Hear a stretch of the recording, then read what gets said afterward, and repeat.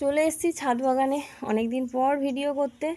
তো যাই হোক, দেখো ছাদ বাগানে এই সিজনের পদ্ম কতটা পরিমাণে কুঁড়ি হয়েছে। এই পদ্মটা কিন্তু প্রচুর কুঁড়ি হয়।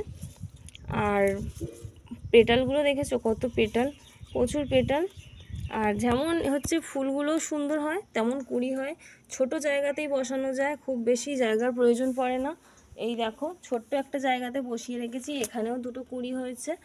আর আগের যে টবটা ছিল সেটাতে তো আগে থেকেই ফুল হচ্ছে, তো তোমাদের সঙ্গে শেয়ার করা হয়নি।